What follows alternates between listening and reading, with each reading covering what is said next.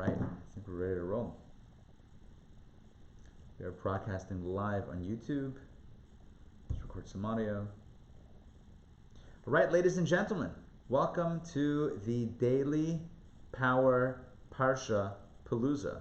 It is great to have you all here, and it is great to explore some Torah, hopefully in a way that's meaningful to you and that benefits your life. Okay, so we're going to jump right in. Let me share my screen. Today is Wednesday, and today we're going to focus on the fourth reading. But I have here up the third reading, as you can see on the screen, just because I want to quickly recap the story that we explored at the end of yesterday's conversation, our bridge conversation yesterday. We talked about the daughters, right here I'm highlighting it, daughters of, I don't even know how to pronounce it in English, but in Hebrew, Tzalafchad. The daughters of Tzalafchad. So Tzalafchad was a fellow who passed away. He had 5 daughters, no sons. As the conversation turns to apportioning, dividing the land of Israel, they're not in Israel yet. Moses is still around, and we know he's not going to go in. So they're still on the other side of the Jordan, but getting ready. And Moses is taking care of some of the preparation. So as they're throwing lotteries, lots, and casting, figuring out who's going where, so we have these 5 daughters. What were their names? So the names were Machla, Noah, Chagla, Milcah, and Tirzah. Those are the 5 daughters. I'm highlighting their names right there. I told you the Hebrew versions of their name. So those are the 5 daughters. They come before Moses and Elazar and the heads of the tribes and the people, and they basically say, we don't want to be left out of this division of the land.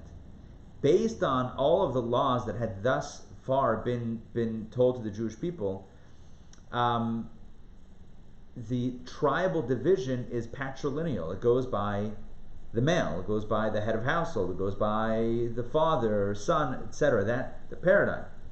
They said, look, our father passed away, there are no boys, there hasn't been a discussion of this scenario. We fit in this category, but we don't want to just, not say anything. We're speaking up. And if you look at such a powerful line over here, verse 4, and I know we did it yesterday, but I want to do it again. Why should our father's name be eliminated from his family because he had no son? That's a very strong language. Why should our father's name be eliminated? Give us a portion along with our father's brothers. It shouldn't just go to his male relatives like his, their uncles, his brothers. No, it should go to his children, us, the daughters. So Moses brings the case before God. We're going to jump in a moment into today's reading to see the response inside. But like I mentioned yesterday, one of the reasons why Moses takes the case to God and doesn't jump in, he could have jumped in and said, makes sense that the daughter should get, even though we haven't discussed it, but that's kind of like the obvious solution. But like I said yesterday, once they told him, they kind of indirectly flattered him by saying that although our father passed away, early, nonetheless, he was not one of your enemies. So by saying that, they kind of, engendered themselves perhaps to Moses. So he says, look, we got to go to God. Okay, so let's see God's response. Reading number 4 for today. So the Lord spoke to Moses saying, I love this. Tzalafchad's daughters speak justly. Look at that. You shall certainly give them a portion of inheritance along with their father's brothers. You shall transfer their father's inheritance to them. So, as you divide the estate, things go to different family members, whatever, some of his siblings, but the bottom line is, his children, his daughters, absolutely get his portion of the land. And then God says, it's not just a one-time deal. It's not just, they asked, so we'll hook them up. No. God says this should be a mitzvah for all time. Verse 8, speak to the children of Israel, saying, if a man dies and has no son, you shall transfer his inheritance to his daughter. By the way, one second, before we go further, the reason why it says if he has no son, it should go to the daughter, is, again, I said this yesterday, but I said it quickly. If Very important. It's because, at least the understanding was, that the daughter would get married, and then she would be part of her husband's family and estate and inheritance, and so she would be getting a piece of the land amongst her husband's allocation. So the thought was, boys would only get one, girls would get two, so therefore only let the boys get, and then the girls, when they marry, they'll get the husband's allocation. But the Torah says no. If there's no son, then it does go to the daughter, which again sets up a scenario where she might be able to get two portions of the land, right? So if she's single, right, and she gets the daughter, and she gets the inheritance of her father, she'll also get the inheritance of her husband. So again, you have two different portions. And what happens, even more complicated, what happens if, this was actually, originally there was a law prohibiting this, for one tribe to marry into another tribe. Because what happens if now you have a daughter from the tribe of Shimon marrying a young man? When I say daughter, I mean a girl from the tribe of Shimon marrying a young man from the tribe of Reuven. So now she might inherit a piece of land here, and she's going to get also a piece of land there. So it creates a little bit of not such a clean delineation or cut of the land. Now you're going to have portions that are mixed. One family unit would have a piece of land in one tribe and in the other tribe. So again, it could create a little bit of confusion. Nonetheless, this is the law. So if a man dies and has no son, you shall transfer his inheritance to his daughter. Let's continue. If he has no daughter, no son or no daughter, you shall give over his inheritance to his brothers. So this is straight up Jewish inheritance law. If he has no brothers, you shall give over his inheritance to his father's brothers. If his father has no brothers, then you shall give over his inheritance to the kinsman closest to him and his family, who shall inherit it. This shall remain a decreed statute as the Lord commanded Moses. In other words, this is the law. Okay. The narrative now switches. So that closes the end, or that closes the narrative of Tzlafchad's daughters. Don't worry, we're going to reopen it in a moment, but I even want to add one more thing before we reopen it, and that is that here we have another example. I mentioned this with regards to Pinchas, who the portion is named after, who, when people didn't step up, even Moses didn't step up, Elazar didn't, he stepped up to the plate and he took it for himself, or he did it himself. And this becomes a common theme that we have in Torah. We've mentioned this in other portions, and here we have it again. And that is sometimes, the rules aren't stated, but the reason why is because you're the one that's meant to write the rule, right? Or it's meant to be written through you. Moses says, I don't know, or I don't feel comfortable I'm answering. Bottom line is, a new law gets, or multiple new laws. I mean, all of these laws are only taught, the order of inheritance is only taught in response to Tzlafchad's daughter's demand for a portion of the land. Once again, we see about the value of stepping up, saying something, taking the initiative in order to create even additional mitzvot in Torah. Okay, the narrative now switches. It's still connected, but it switches to a conversation between God and Moses. A private conversation that we happen to know about because it's in Torah. But here's what God says. The Lord said to Moses, go up to this Mount Abarim. I don't know. I'll tell you the Hebrew is Har HaAvarim.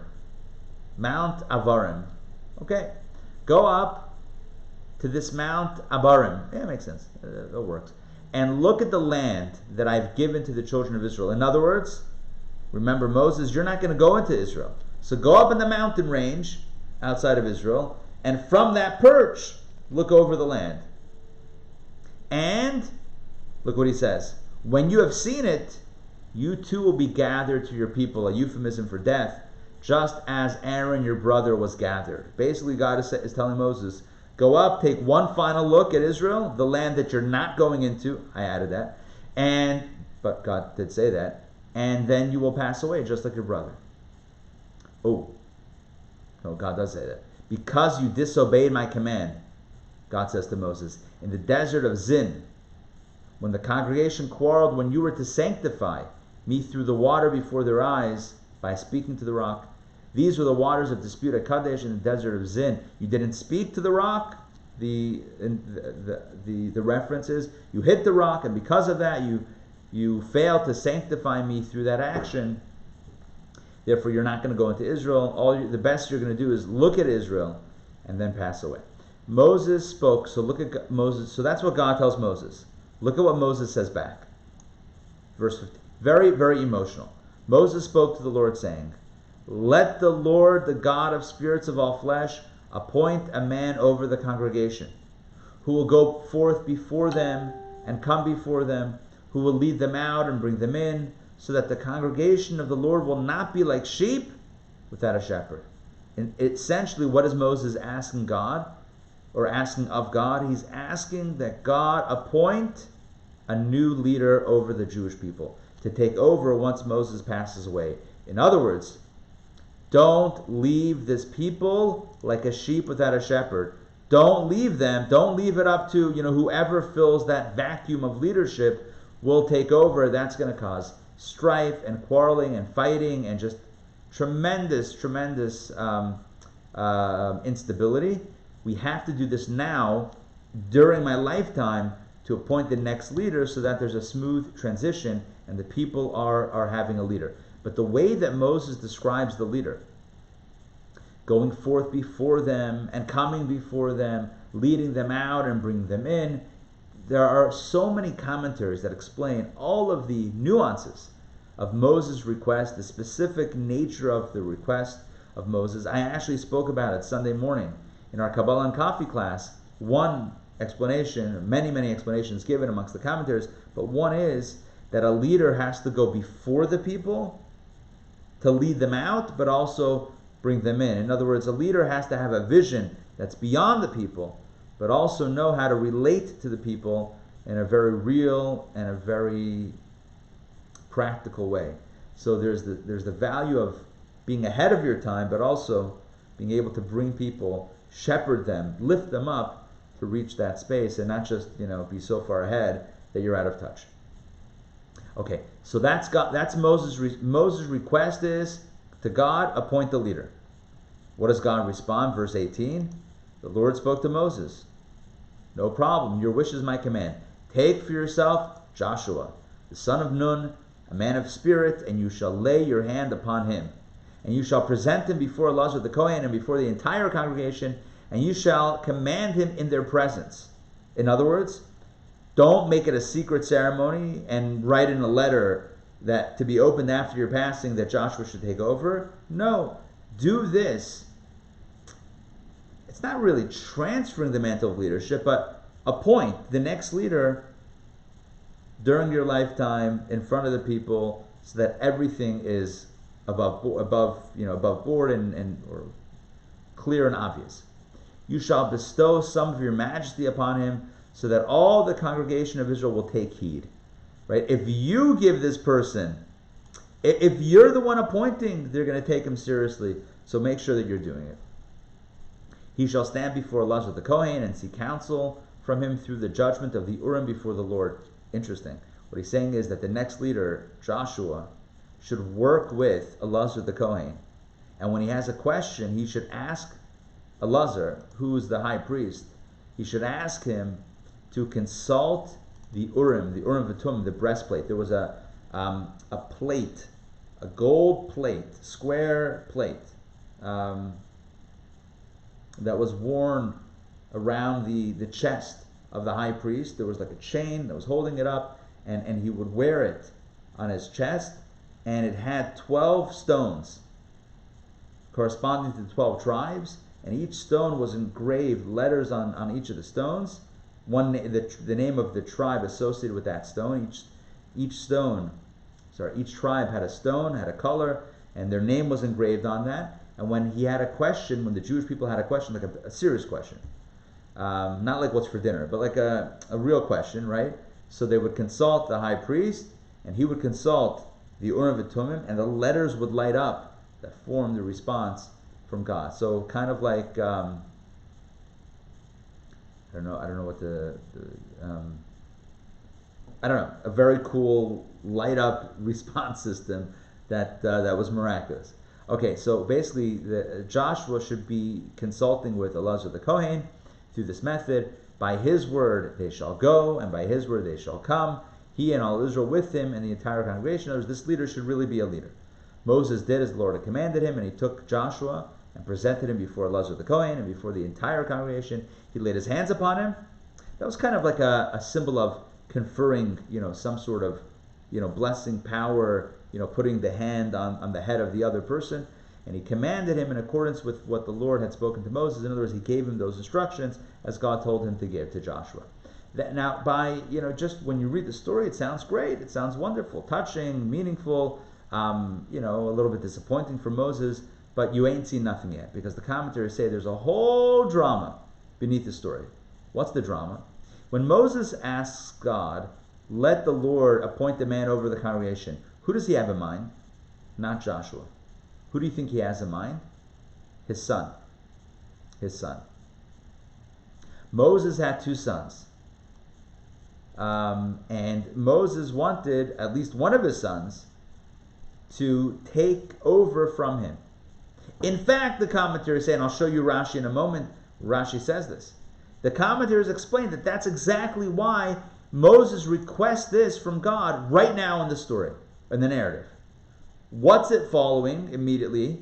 It follows immediately the story of Tzalafchad's daughters. The story of a man who dies, and his daughters are doing what? They're inheriting their father's place. They're taking over from their father. Moses says to God, God, you're giving Tzalafchad's estate, legacy to his daughters.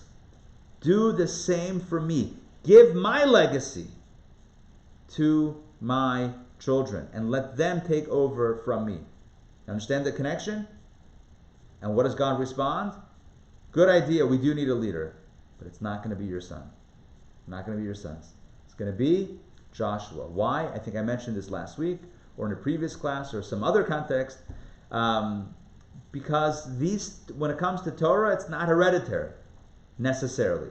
If you study, then you're a scholar.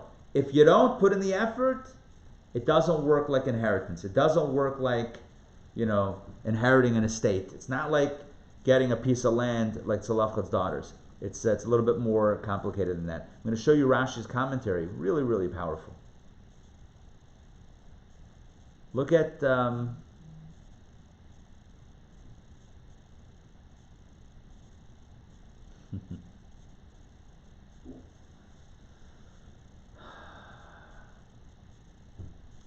another juxtaposition.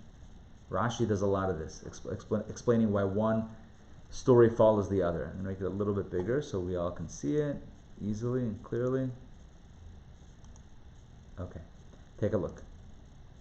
When God says to Moses, go up in the mountain and look at Israel, because you ain't going there, Rashi asks, why is this passage juxtaposed here with the previous passage? Why is God suddenly telling Moses to go up in the mountain and look at Israel? But you're not going in. So when the Holy One, blessed be He, said, you shall certainly give them the inheritance, the daughters of Tzalafchad asked for a piece of the land, and God says, absolutely, give it to them. So Moses said, the omnipresent God commanded me to allocate the inheritance. Perhaps the decree has been annulled, and I will enter the land. When God says to Moses, give them the land, Moses thinks, maybe I should be actually giving them the land once we get into the land. So maybe God changed his mind and I am going in. So therefore, God says, no. I know what you're thinking. I'll let you see the land, but you're not going to go in. My verdict still stands. The Holy One said to him, my decree remains as it was. Let's continue.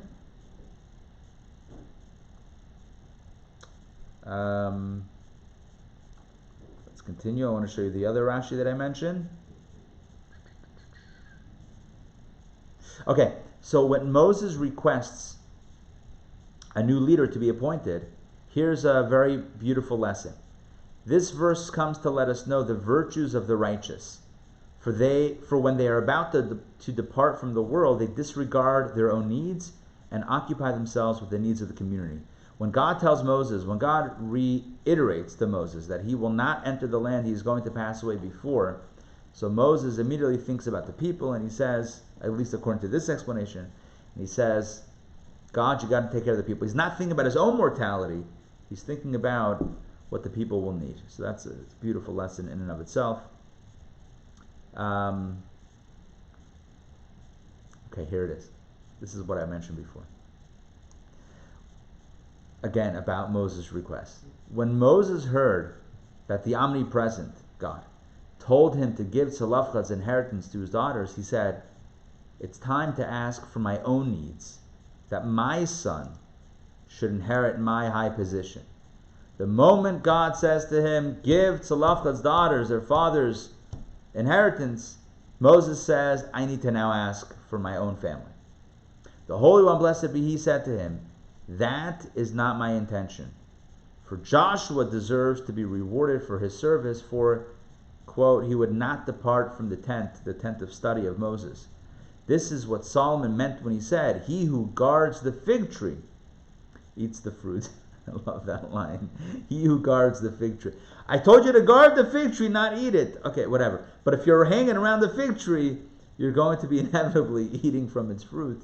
And you deserve to eat from its fruit if you're investing in it. Joshua invested in Moses, invested in Torah study, invested in the whole experience of the tent, in other words, the tent of Torah, and therefore he deserves to be appointed the next Torah leader. Yeah? It's powerful. It's powerful. Moses was disappointed. Or, I don't know,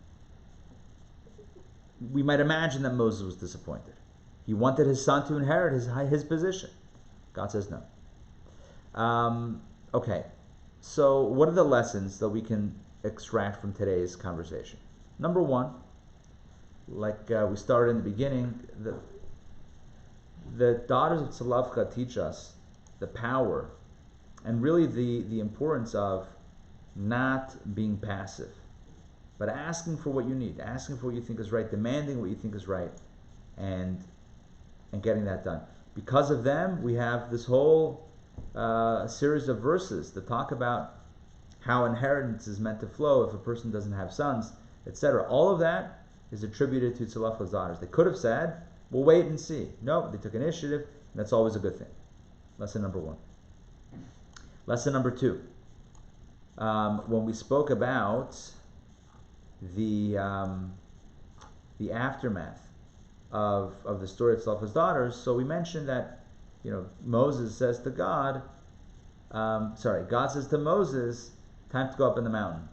You might think that I've changed my mind. I've told you to give, allocate portions of the land to these people. It's not you directly. It's going to happen after you pass away. So again, the idea of clarifying, not letting thoughts or doubts linger. If you know somebody has a misunderstanding, it's always good to clear it up right away. The longer you let it schlep, it just becomes more disappointing or more complicated, more confusing, or heartbreaking.